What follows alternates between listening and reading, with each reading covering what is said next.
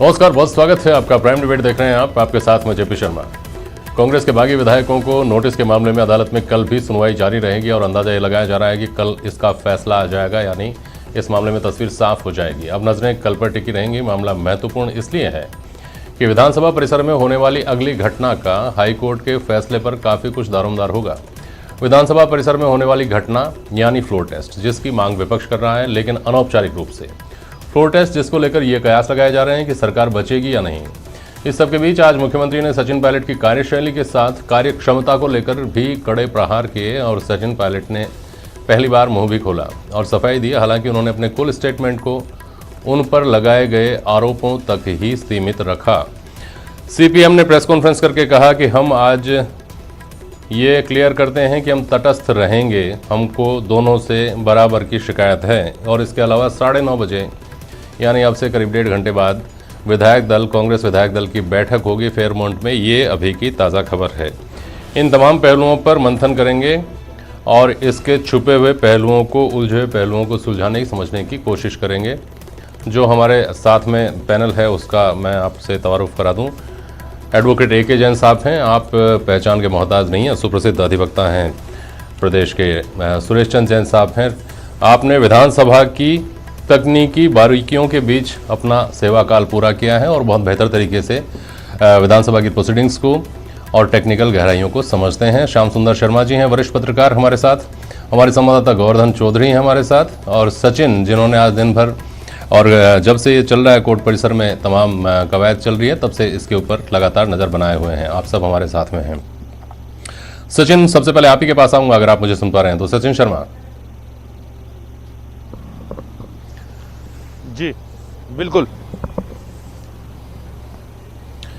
हाँ बिल्कुल, हम चर्चा की शुरुआत करें उससे पहले सूचना की दरकार होगी, और वो ये कि आज दिन भर में जो कुछ हुआ उसमें कौन से ऐसे मोड़ आए जब सत्ता खेमे की तरफ से, या यूँ कहिए कि स्पीकर की तरफ से जो पेश हुए वकील, उनको असहज होना पड़ा, और कौन से ऐसे सवाल थे जिन्होंने असहज किया बागी कैंप के वकीलों को।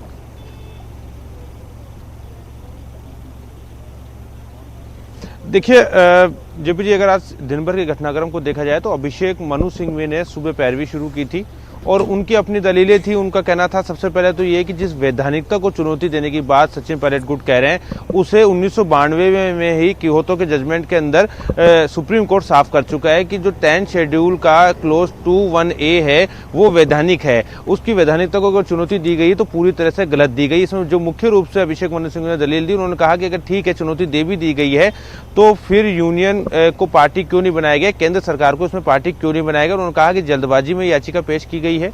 और एक बात जो उन्होंने महत्वपूर्ण रूप से कही, वो उनका ये कहना था कि नोटिस जो है उसको आप चैलेंज नहीं कर सकते हैं। आप अगर स्पीकर को फैसला कर देते तो उससे हाईकोर्ट जो है उसमें चैलेंज किया जा सकता है। हाईकोर्ट, लेकिन उसमें भी एक लिमिटेड ग्राउंड पर जो है वो हाईकोर्ट उस पर इंटरफेरेंस कर सकता है। तो इस तरह की मुख्य दलीलें आज जो है अभिषेक मनु सिंघवी की ओर से रही थी। उन्होंने कई तरह के जजमेंट पेश किए, कई तरह की नजीरें पेश की, और उसके बाद महेश जोशी गुट का जो मौका आया तो उनकी तरफ से भी कई तरह की दलीलें पेश की गई। उन्होंने भी पक्ष रखा स्पीकर के महेश जोशी की तरफ से कि जो उल्लंघन था वो कहीं भी हम ये नहीं कह रहे हैं कि व्हिप का उल्लंघन किया गया। उन्होंने कहा कि लगातार जो सचिन पायलट गुट है वो ये कह रहा है कि व्हिप जो है वो फ्लोर जो विधानसभा उसके अंदर आता है, विधानसभा के बाहर व्हिप का नोटिस नहीं दिया जा सकता। तो उन्होंने कहा कि हम व्हिप के नोटिस की बात ही नहीं कर रहे हैं, हम तो ये कह रहे हैं कि जो आचरण है विधायकों का वो पार्टी को गिराने का, सरकार को गिराने का और पार्टी विरोधी गतिविधियों को लेकर है। उन्होंने भी इसको लेकर कई तरह के जजमेंट और नजीरें पेश की। उन्होंने कहा कि देखिए, जो आचरण है किसी भी विधायक का, उस पर फैसला लेने का अधिकार केवल स्पीकर को है। हाईकोर्ट जो है स्पीकर के इस जो अधिकार को, जिस क्षेत्राधिकार में दखल नहीं दे सकता है। ये स्पीकर को तय करना है कि एक विधायक का आचरण किस तरह का है, क्या उसका आचरण पार्टी के पक्ष में है या पार्टी के विरोध में। और हमने नोटिस इसी बात को लेकर जारी किए।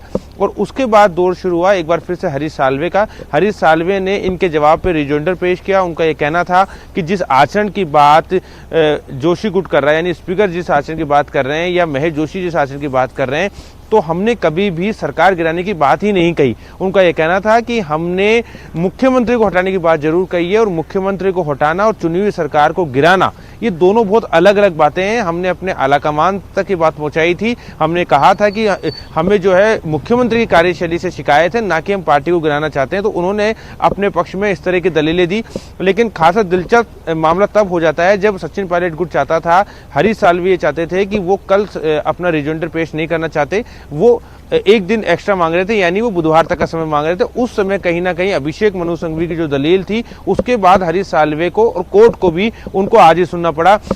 अभिषेक मनु सिंघवी इस बात पर अड़ गए थे कि रिजोइंडर के लिए जो बहस होनी है वो या तो हरीश साल्वे आज उस रिजोइंडर में बहस करे या फिर वो कल बहस करे। हरीश साल्वे कह रहे थे कि कल उनके पास समय नहीं है। तब अभिषेक मनु सिंघवी की तरफ से कहा गया कि ठीक है, हम परसों तक के लिए रुकने के लिए तैयार है, लेकिन फिर कल जो विधायक है वो शाम 5:30 बजे तक स्पीकर के सामने पेश हो जाए। और उसके बाद आज ही वो बहस हुई और कोर्ट को 1.5 घंटा अतिरिक्त जो है इस पूरे मामले पे सुनवाई करनी पड़ी। ये आज दिन भर तक का लबोलुआब था। और अब कल अगर मैं बताना चाहूँ आपको तो मुकुल रोहतगी रिजोइंडर पेश करेंगे। उसके अलावा 2 लोग और हैं जिन्होंने पक्षकार बनने की एप्लीकेशन लगाई है, उन्हें सुना जाएगा। और यही मान के चला जा रहा है कि तकरीबन 1 से 1.5 घंटे का समय इसमें मैक्सिमम लग सकता है, और उसके बाद ये बहस पूरी कर ली जाएगी। और उम्मीद ये है कि 5:30 बजे तक स्पीकर का समय तय किया हुआ है, तो कल ही जो है फैसला भी आ सकता है। जी।